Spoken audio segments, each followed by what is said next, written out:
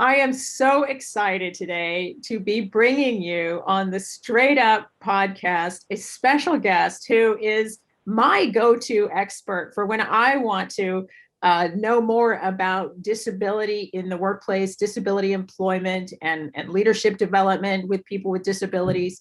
I go to this person to pick their brains. As you know, I have a disability and I do a lot of leadership development, but my expertise is not squarely in the disability area.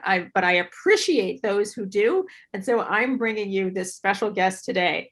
And we brainstormed ahead of this and came to the conclusion that this information you're going to get on this podcast is not really readily available anywhere else. So this is very unique because we're very focused on, if you are a person with a disability, how do you advance into leadership? There's a lot of things about employment, but not necessarily about advancing into leadership. And there's a lot of things done out there on inclusive, how can people make an environment more conducive to people with disabilities? But to actually help people with disabilities themselves to think about advancing into leadership, there's just not a lot out there. There used to be a program at UCLA. It's not there anymore. So this is pretty special what we're bringing you.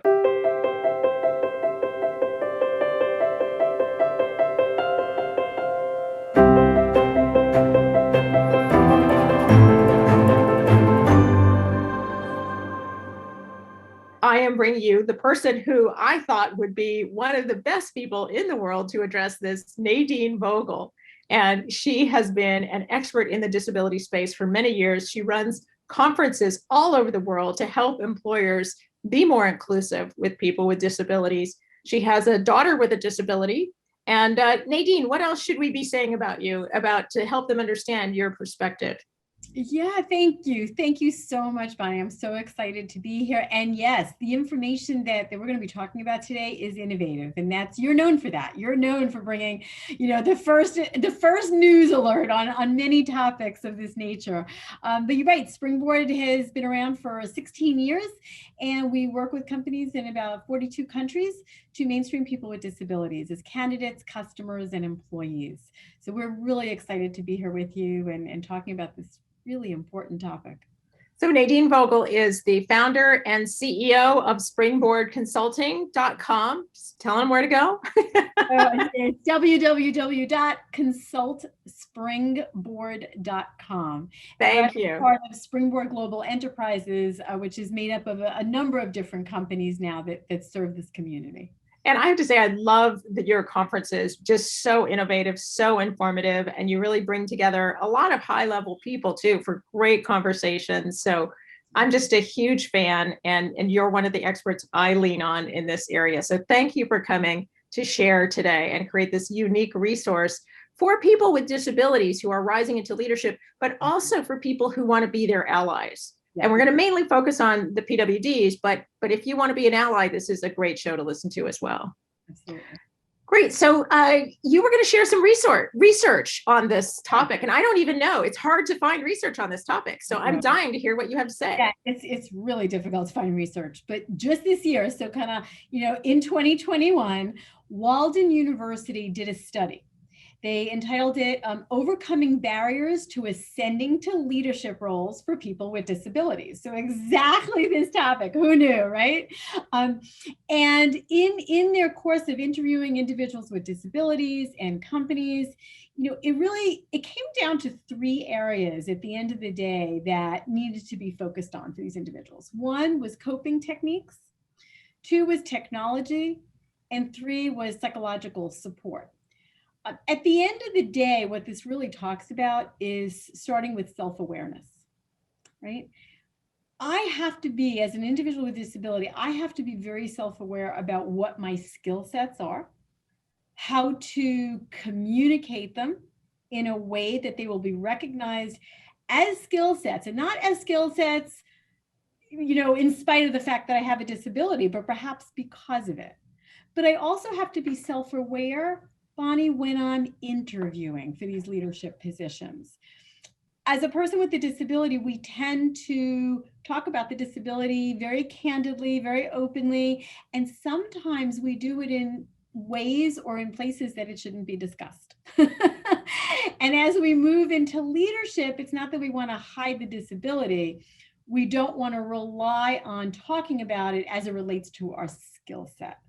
That's So you're saying if it creates an advantage for you, you can highlight that, but you don't want to just talk about it if you don't need to, if it's not relevant. I think that's what I'm hearing. Yeah, because I'll give you an example. I heard someone recently during an interview. We were actually role playing an interview, and what they said was, I was born with cerebral palsy, and in spite of the fact that over the last 2 years I had this many surgeries and this many treatments, and I was out a lot, I was still able to accomplish. Yeah, that was just not the way to do it. And it was a promotion. It was a promotion to a management role. So that would not be the right way to do it. So what is the right way to do it? Just role playing here with you. Yeah, so in that role play, it was really to talk about what they accomplished in this case, it was 2 years, leading up to this position opportunity for management, and talking about in very measurable ways what they accomplished and how they could accomplish even more by managing people and being able to teach them how to do the same thing. I didn't talk about the disability. It's interesting because so in our leadership development courses, we're always talking to people about telling and selling your value and that you have to get good at it. That's something all people need to do, but we particularly coach women and minorities and other people to do it. And so it's interesting. I'm hearing the same thing is you want to be telling and selling your value and not emphasizing the disability if it's not necessary. Right. Absolutely. Now, in some cases, there will be some disability types that almost give us a unique strategic advantage, right? We've heard a lot about people who are neurodiverse and some skill sets that they have as a result. Great, share that, but share it in a way that as a result of this, I'm able to produce, widgets 10 times faster, or I'm able to lead development programs more successfully, like whatever that is. But we have to remember that the majority of people don't understand disability the way we do. Right. So we're speaking about it in a very professional and upbeat, and not necessarily. What we're saying, they're not perceiving. And that's really important. You need to be perceived as a leader to get into leadership, to get that role. You were giving an example too about a company that you're working with where they had to do some downsizing. Yes. And so for the people with disabilities to sort of pivot to new jobs, yes. There were some challenges, right? Yes. So in this situation is a large group of layoffs, and everybody who wants to apply for the small amount of new positions that have been created have to apply basically online, and it's a box. They all call it the box. There's no interview at this point. You can't send a resume. You can't request a conversation. It's the box. And for some people with disabilities, they've said, well, in some respects, it's an advantage, right? Because they don't see my disability right now. So that's good.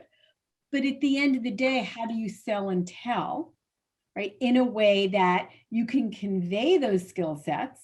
And everybody has the same issue. But what we have found is that individuals with disabilities have been more challenged with that. And so they asked us to come in and help them understand how to sell and tell, right? And how to do it in a way that accentuates and highlights their skill sets, their abilities, rather than feature their disabilities. You were also sharing with me about how the accommodations you need may change as you rise into leadership. And so we really want to focus on this podcast about people with disabilities, not just getting jobs and maintaining jobs, but rising into leadership positions. And I thought it was so interesting what you were saying about how the need for accommodations can change as you rise. Absolutely, because accommodations, if you think about, can you perform the essential functions of a job with or without an accommodation? The essential functions of your job as a leader may be very different than a solo performer, right? Because you're managing people typically at this point. So the accommodations, maybe you didn't need any before, you will need now. It could be vice versa, or that they just changed in terms of what you need. The story I was sharing is there's a woman, she was getting promoted to an officer of the company. She has MS, largely invisible at this point. It was starting to become visible on some days. And she almost didn't take the position because even though it was this great promotion, because she realized that in doing so, she probably was going to need to fairly quickly ask for an accommodation and wasn't sure how that was going to be received and perceived. And although she would already have been in the position, she didn't want people to think less than of her and wish they hadn't put her in that position. So how did this play out? You have me on the edge of my seat. Well, how this played out is we probably did about 3 or 4 weeks of coaching and we role play different scenarios. And instead of waiting till after the promotion was accepted, she went in and spoke to who would be her new boss and actually disclosed the disability and explained what she thought she may need going in. And she received the promotion and has been promoted again since and has been very, very successful. But, we have to remember disclosure, it's very personal, right? If you do or don't. And everybody feels very, there's a lot of concern around a promotion into leadership that I won't be, as soon as I tell them, they're not going to think I can do it, right? We talk about bias. We talk about conscious and unconscious bias. And what's interesting about this is that, Bonnie, I think when we were talking earlier, you said, there's a lot of unconscious bias there. And I agree to a point. I think with disability, what we have to think about if we want to go into leadership roles is that there's a lot of conscious bias. That doesn't mean people are being mean. What it means is those individuals who are making this decision for you to be in a leadership position or not, they have never worked with someone with a disability. They may never have had that experience. So it's based on their lack of experience. They're making decisions and judgments. They're not trying to be mean. But we have to understand that. And this goes back to that self-awareness piece. We have to understand our skills. We have to understand the other person and where they're coming from so that we do convey it in a way that it doesn't come across as, oh gosh, let me help this poor person. I don't think they can be in a leadership role, but rather see me for the skills I bring to the table. Really, really important. So that also brings about this topic of emotional intelligence. And we have found in that study that I talked about, that was also something that was brought up, is that individuals with disabilities, everybody benefits from emotional intelligence, but individuals with disabilities in some respects, even more so, because we have to try to ascertain if this person who's thinking about hiring us or promoting us really understands disability and really can eliminate that bias or that concern that because of my disability, I may not be the right person. The study that you're quoting, you said is free, so we can all access it. Can you tell people where to find it? Yeah, if you go to scholarworks.walden.edu, you will find the study. I think it's like 200 plus pages. It's quite a long study, but I think it would be really helpful. And what I love about it is when you read it, although it's focused on disability, I do think it lends itself well to just understanding some of the challenges or barriers that others face moving into leadership. Well, whether it's veterans with service disabilities, LGBTQ, women, there are things that relate across. Yeah, no, so that sounds like a great resource. And you told us the link, what's the title of the study? Overcoming Barriers to Ascending to Leadership Roles for People with Disability. Sounds like a tremendous resource. So you were talking about the accommodations as you move up into leadership, and you were saying, there's unconscious bias and there's conscious bias, but there's also, it's a funny thing. It's like, we know the term sexism and we know the term racism and we know what they mean. And most people are, at least sort of conscious of those things nowadays. But one of the problems with disabilities, a lot of people don't even realize when they're being ableist, or I don't know, what's your term? Ableism. I absolutely agree. Some people don't even realize they're doing it. They just think they're being kind. Well, I don't want to stress her out. She's got Parkinson's, or she uses a wheelchair, so I don't really want to push her too hard, and they just think they're being nice, whereas we learned not to say that about women, we learned not to say that about different things. And so it's this thing of, is it conscious or unconscious bias? Sometimes it can be totally out there because they're so even unconscious that they shouldn't even say it. Right. It's looking at it as a cause, right? That we're a cause to support And that's not the case. That's the old medical model of disability. And we have to get away from that. Now, another factor though that contributes to that is many companies today have employee business resource groups and have those groups for disability. Depending on the mission, vision, the nature of how that group is within the organization can also help or hurt individuals with disabilities moving into leadership positions.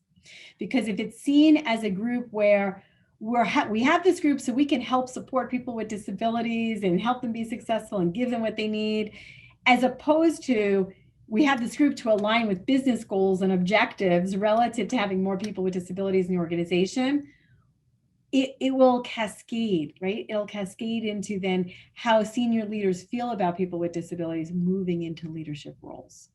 So we need to look at those groups and look at who the executive sponsors are and the allies of those groups so that they can promote the right image and the right communication.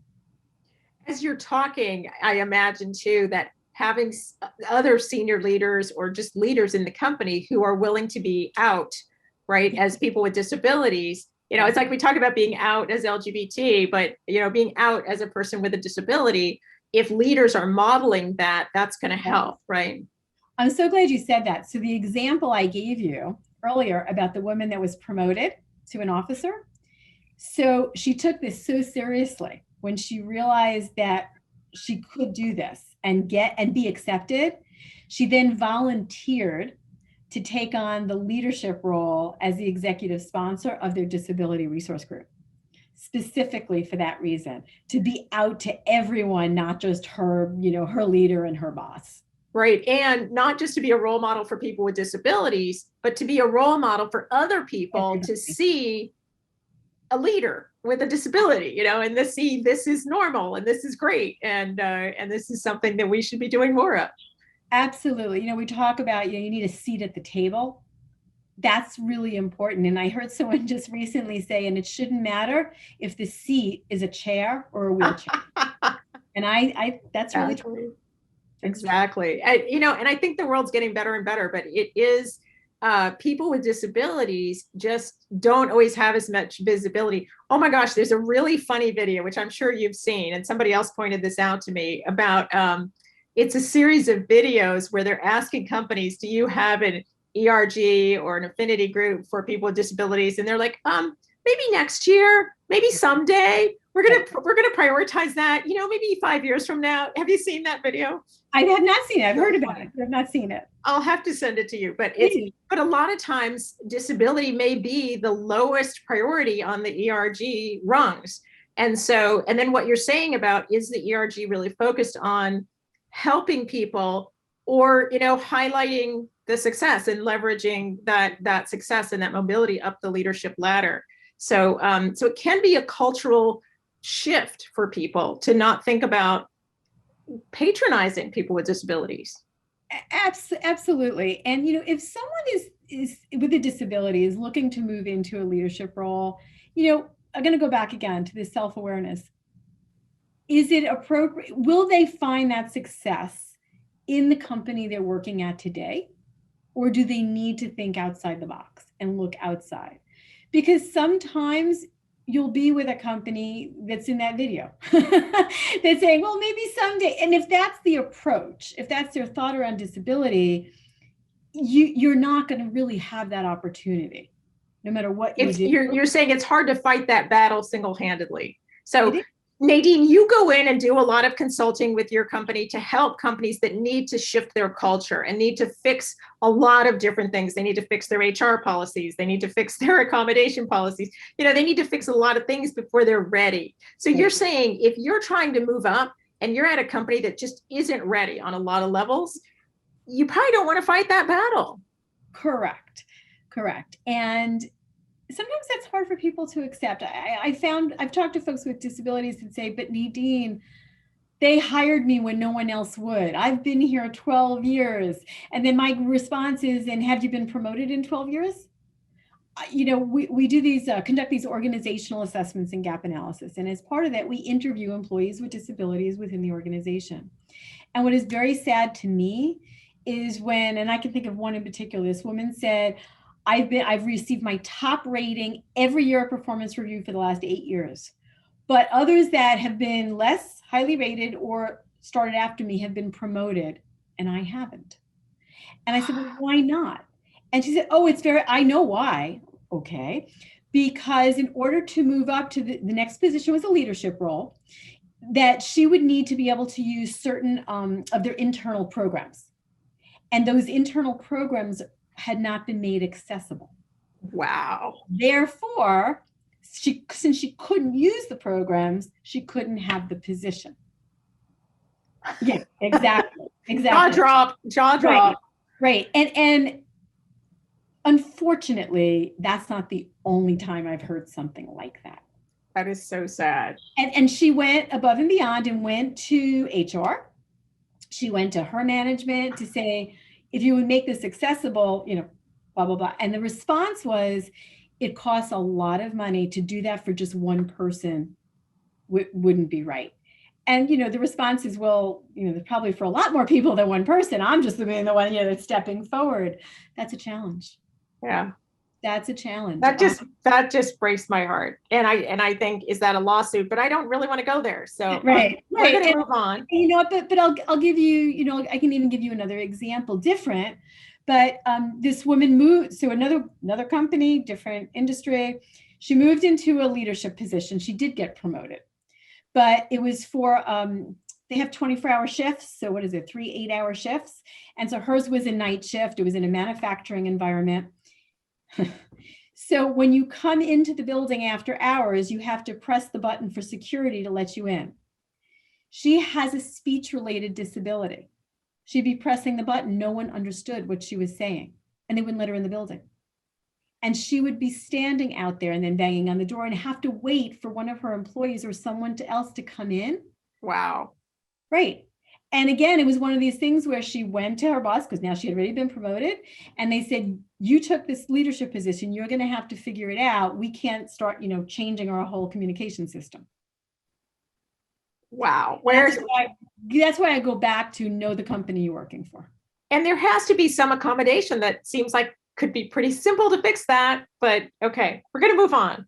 So, this concept of being in the closet, and I think it's so interesting that there are people with disabilities who are in the closet about their disability. And then we have the whole LGBTQ community that has often talked about being in the closet. And you actually did a panel where you had LGBTQ and people with disabilities talking about this concept. What are some of your takeaways from that? We actually have a whole conference called Disability Connect.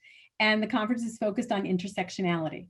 And it's LGBTQ, disability, veterans. And actually this year, we added a race and politics to that, which made it really interesting. Very racy. And just because we're saying that, we should also highlight that you have a podcast called Disability Matters. Disabled Lives Matter. Disabled Lives Matter. Thank you. And you do a lot of that intersectionality on that podcast too. So just want to lift that up too. Yes, that's a big part of the podcast. Absolutely. And, we have to remember, nobody is one thing. Nobody. And so going back to your comment, it's interesting because when you were talking about that video, right? Well, maybe in 3 years, maybe in 5 years. Often they're not realizing that all these people are already in the organization. They think, oh, well, that's the LGBT group. Well, maybe 50% of that LGBTQ group is either caring for a child with a disability, because there's a very high propensity in that segment to adopt children with disabilities, or they themselves have a disability, right? So the intersectionality is really, really important. Coming out. I just want to say too, disability is one of those diversity categories that includes everyone. Everyone's welcome, right? You have men, you have women, you have veterans, you have LGBTQ, you have Black, you have Hispanic, you have Asian, and you can everyone's welcome. Well, and you can join at any time. And the longer you live, the more likely you will join the club. So intersectionality is a really great topic for people with disabilities too. And so, okay, so I started by asking you about this in the closet thing. So what are some lessons across there? And then we'll get to other areas of intersectionality. Yeah, it goes back to what we were talking about early on, is that it is a very personal decision to come out either about your disability. But if you have an invisible disability, it's not all that different than if you're in the LGBTQ community, in that unless I say something, nobody knows.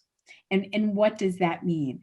And it is very personal. But if you're thinking about moving into a leadership role, one of the things we talk about with individuals with disabilities that are at this place in their career is that it's no longer, if you don't disclose, if you don't put it out there, you're no longer keeping it from, let's say, your supervisor, but you're keeping it from the individuals you manage.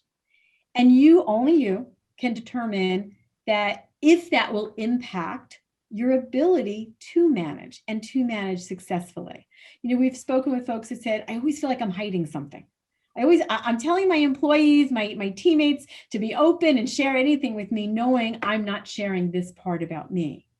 If you feel that's okay, then that's okay. But as you move into more senior roles, it's something you're going to need to evaluate and reevaluate, not so much how it impacts you, but how it would impact others if they found out. And here all along, you've been managing them, right? What does that look like? The other thing is to understand that we have more things in common than we think. It's interesting with our veterans, and our service disabled veterans. The tendency is to think that if someone is a veteran and they're service disabled, they would want to share that, right? They're proud they've served.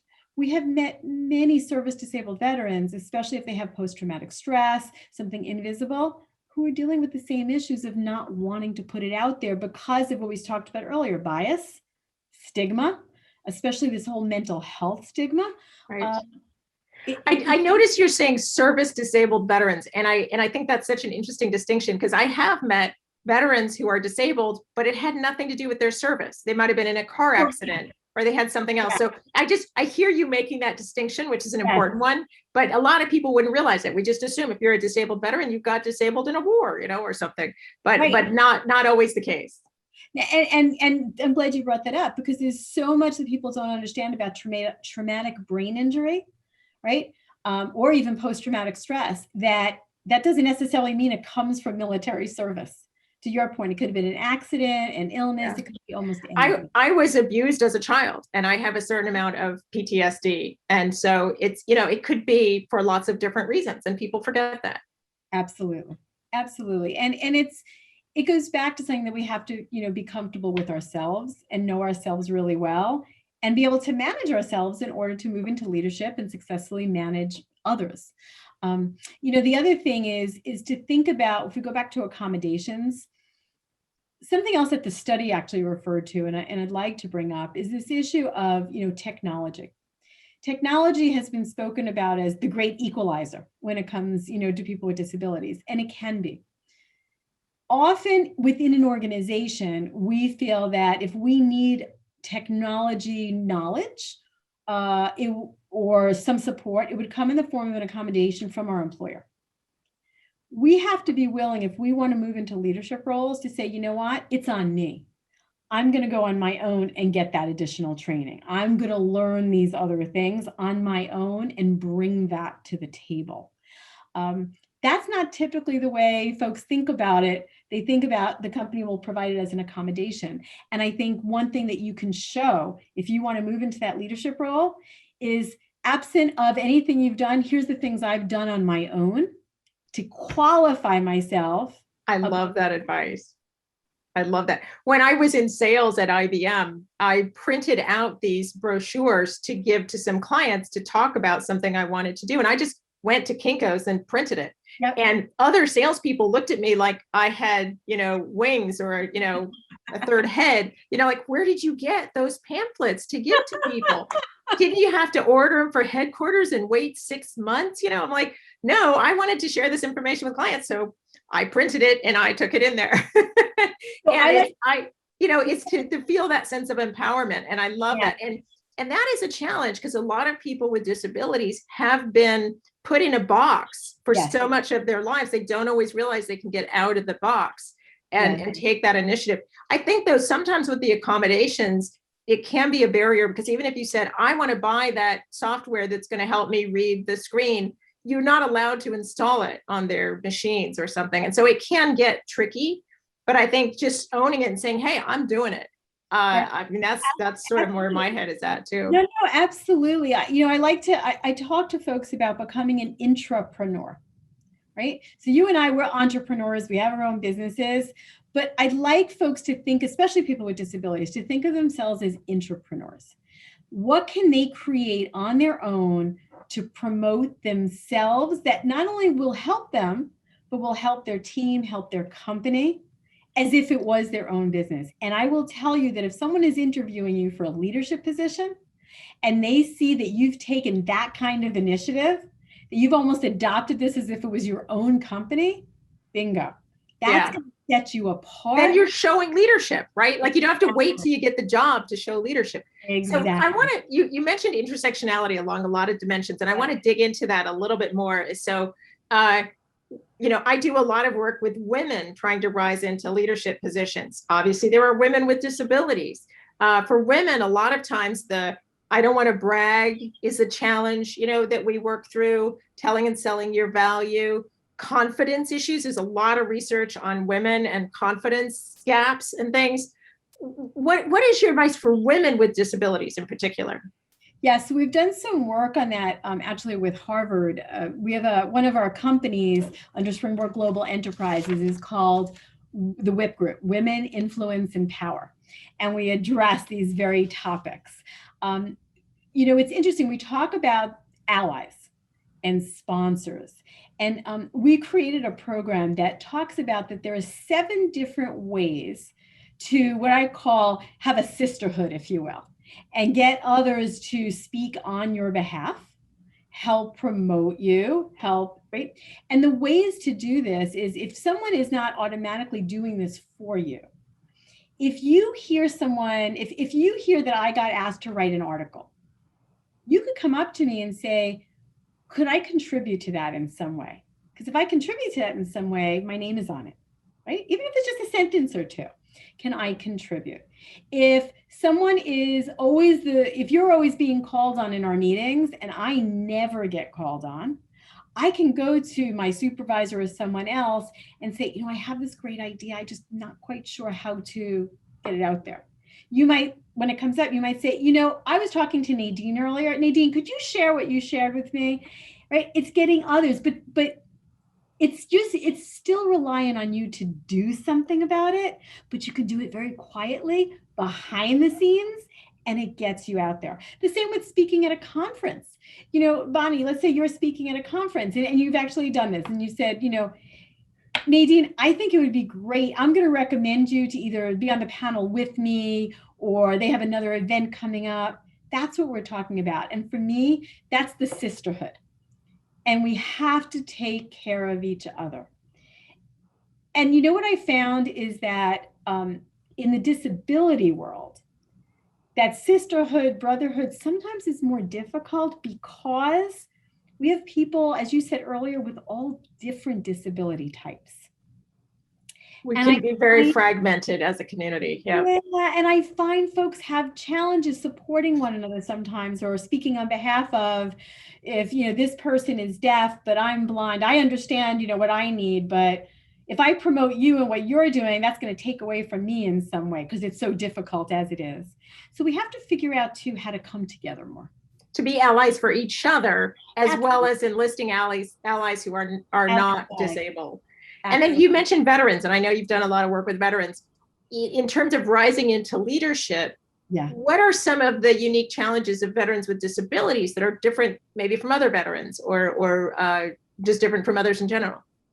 So what's interesting is let's start with just veterans that don't have disabilities. And I know you know this as well as I do. One of the challenges has been when these individuals move into private sector, they have a resume that talks about, shooting cannons and field artillery and all this. And, the HR person is like, we don't do that here. Well, when you're looking for a promotion, they don't understand how your experiences apply to the new job. So you have to do a lot of translation.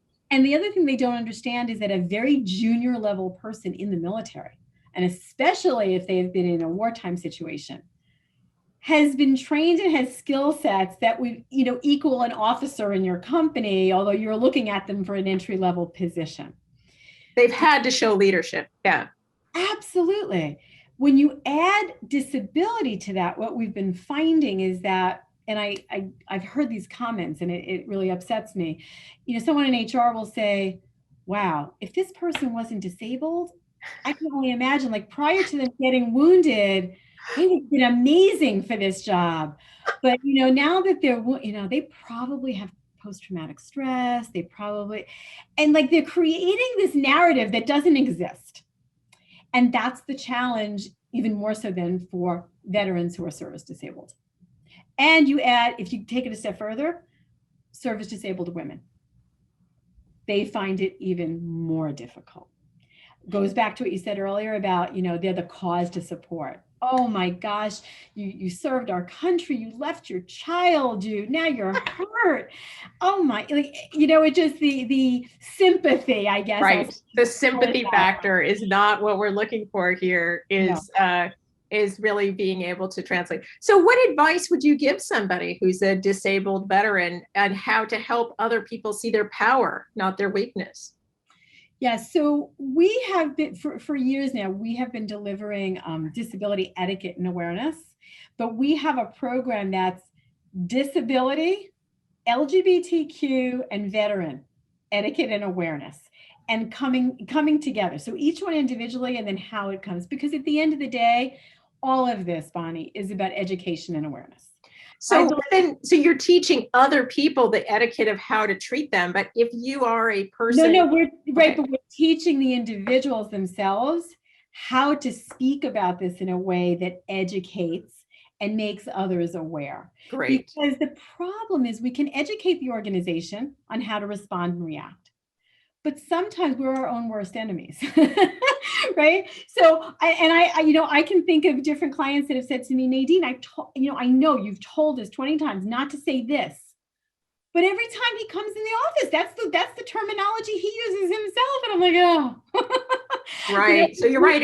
Etiquette should start with us, and the etiquette should empower us, not disempower us. We have a client who lost his sight over a period of about 10 years. To make everyone comfortable in the organization, he liked to refer to himself and told everyone to refer to him as Blind Bob. Yeah, just not good. Just not, and it got to the point that their CHRO contacted us and said, we need some help, not for the organization. You need to help him. Yeah. He's causing us problems because people are addressing emails to him as Dear Blind Bob, Dear Blind Bob. Right. I mean, it just was bad. So I went to Dubai. I was given a speech for NYU. And when I landed in the airport, they have a line for people of determination. Okay. And they have the little blue picture with the little white wheelchair on it. So instead of saying people with disabilities, it said people of determination. Now, I thought that was kind of cool. I liked being called a person of determination. So I took a picture of myself with it and I sent it to all my friends who are experts in this area like you. And they came back and said, no, that's horrible. I know. They really didn't like it.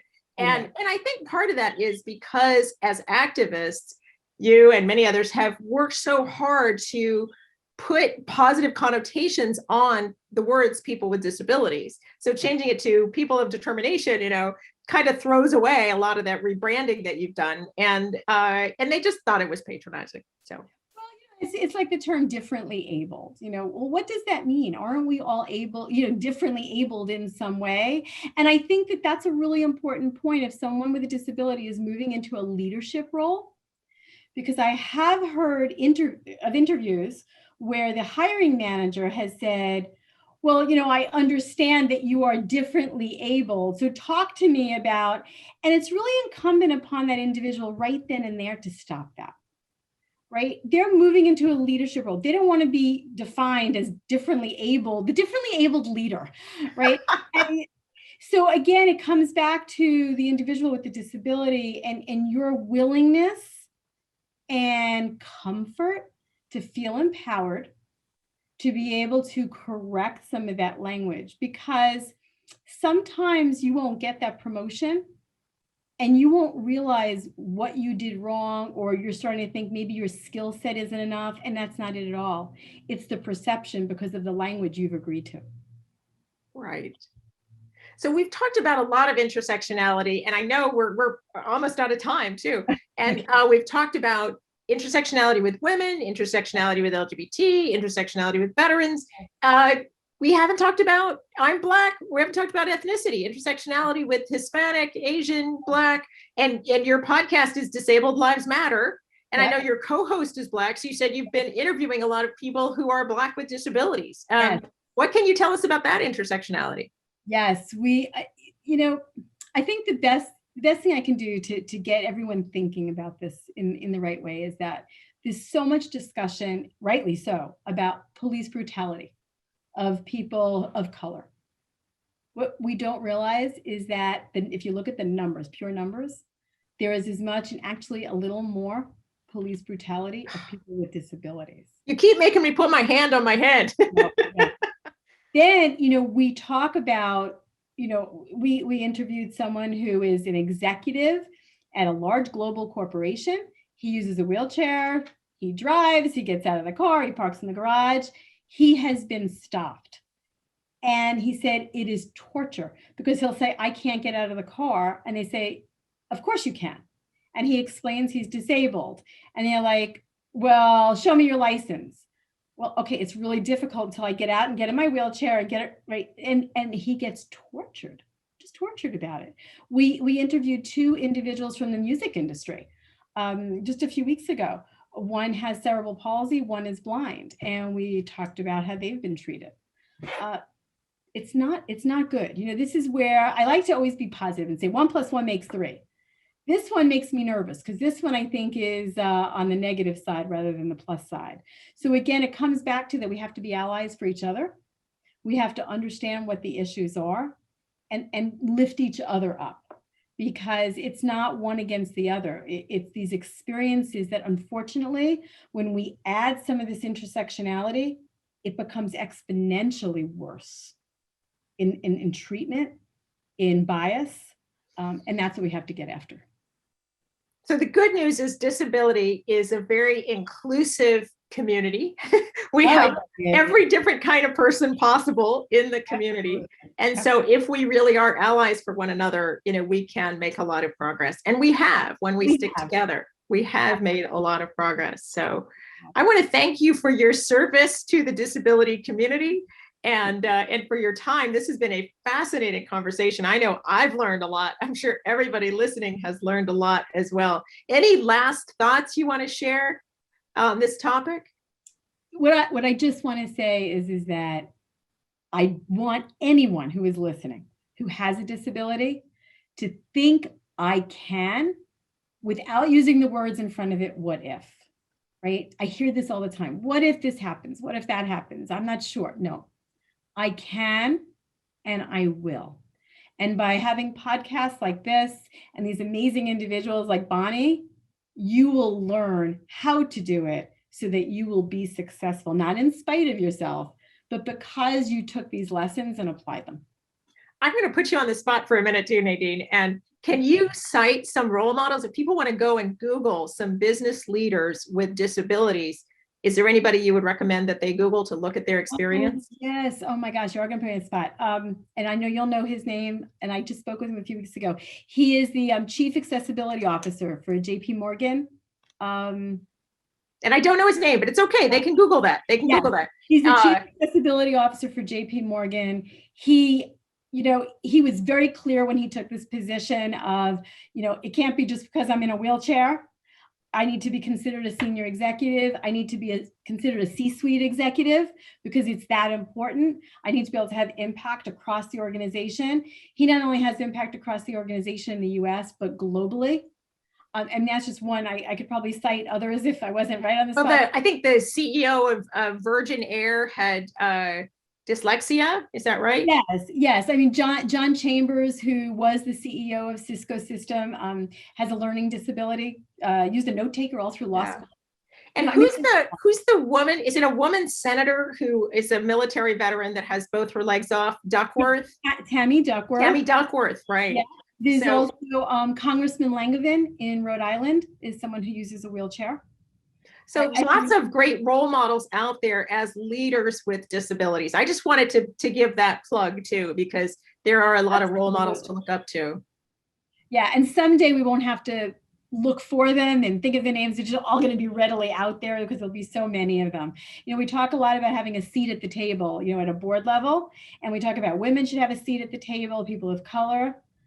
I want to see people with disabilities have a seat at the table. And like a friend of mine recently said, it shouldn't matter if the seat is a chair or a wheelchair. I love that. You are such a treasure, Nadine, to the disability community, of which I am a proud part. And just keep on doing the great work you're doing. And people can find you at consultspringboard.com. Did I get it right that time? Okay, great. And just you do fabulous work and lots of resources on your website too. So just wonderful. And this has been a wonderful conversation with lots of great takeaways for people. So thank you for making the time.